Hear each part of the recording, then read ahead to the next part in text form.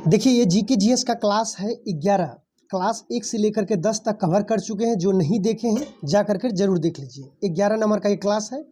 शुरुआत करते हैं। कहता है वर्णधता में व्यक्ति को कौन सा रंग फर्क करने की क्षमता नहीं होता, यानी पहचान करने की क्षमता नहीं होता। इसे कलर विजन भी कहते हैं।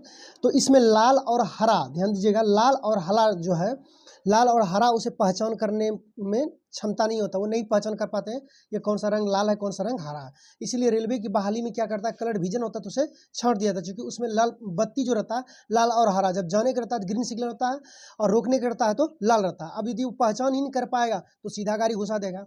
तो कलर विजन में यानी वो एक वर्णधता, ये अनुवांशिक रोग है, ध्यान रखिए। और वर्णधता व्यक्ति यानी वर्णधता रोग से ग्रसित है, यानी कलर विजन से ग्रसित है, तो उसे लाल और हरा रंग पहचान में नहीं आएगा। Option number C is the correct answer.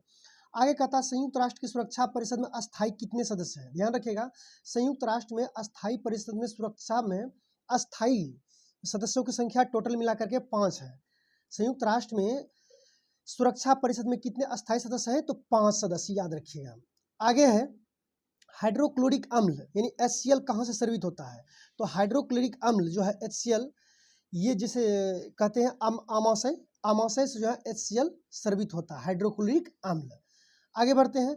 Tenaliram किसके दरबार में रहते थे। बचपन में भी कहानी पढ़े होंगे तेनालीराम का, तो याद होगा आपको। हम बताते हैं इसकी जानकारी के लिए, कृष्णदेव राय के दरबार में जो है तेनालीराम रहते थे। आगे बताते हैं। कहता फूलों की घाटी यानी चमेली किस राज्य में पाया जाता है। चमोली, फूलों की घाटी चमोली उत्तराखंड में पाया जाता है। Option number C is the correct answer. आगे बढ़ते हैं।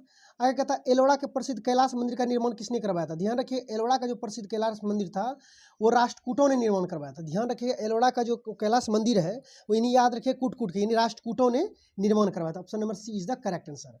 आगे कहता है पौधों में जल का संबंध। आपको बताते पौधों में 2 तरह का होता है, एक भोजन का संबंध और जल का संबंध।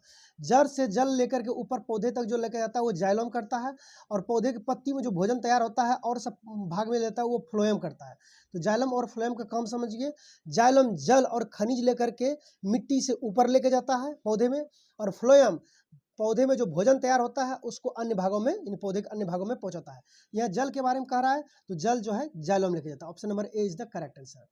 आगे बढ़ते हैं। सबसे ज्यादा विटामिन ए किसमें पाया था। ध्यान रखिए, सबसे ज्यादा विटामिन ए जो है ये गाजर में पाया था। Option number B is the correct answer.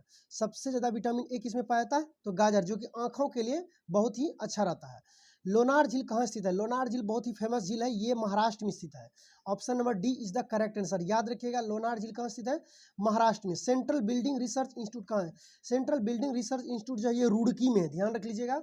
Central building research institute कहाँ है, रुड़की में है।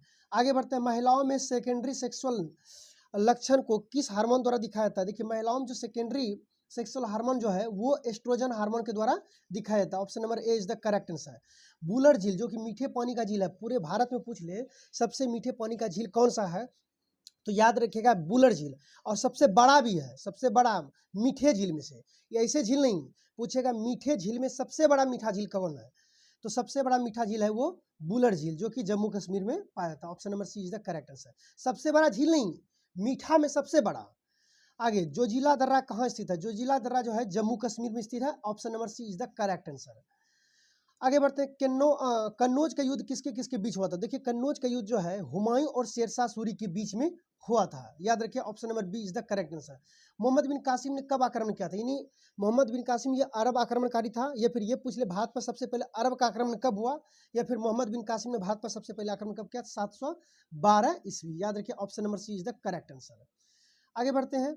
आरबीआई की राष्ट्रीयकरण कब हुआ। देखिए, आरबीआई का स्थापना 1935 में हुआ, ध्यान रखिएगा। और इसका राष्ट्रीयकरण यानी सरकार इसको अपने हैंड में कब ले लिया, 1949 में, ध्यान रखिएगा।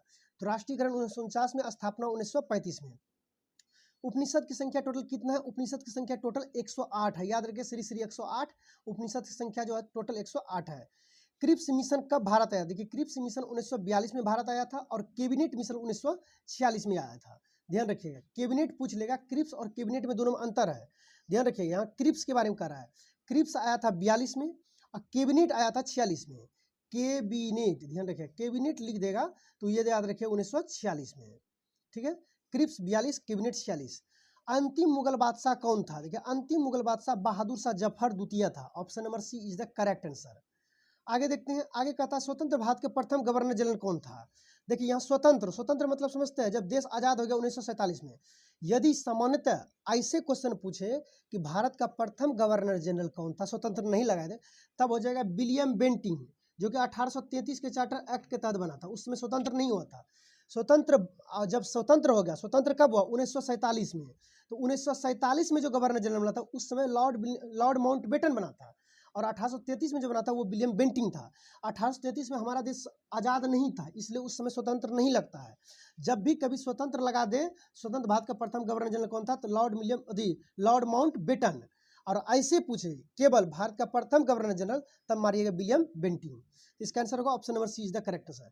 अच्छा, कहता कि किस चीनी यात्री ने नालंदा विश्वविद्यालय में अध्ययन किया था। याद रखिए बहुत ही पॉपुलर क्वेश्चन है, ह्वेनसांग, जो कि हर्षवर्धन के शासनकाल में आया था, ये चीनी यात्री था। आगे महापरिनिर्वाण, बौद्ध धर्म में देखिए महापरिनिर्वाण का मतलब होता है मृत्यु, मृत्यु को प्राप्त कर जाना मतलब होता है महापरिनिर्वाण।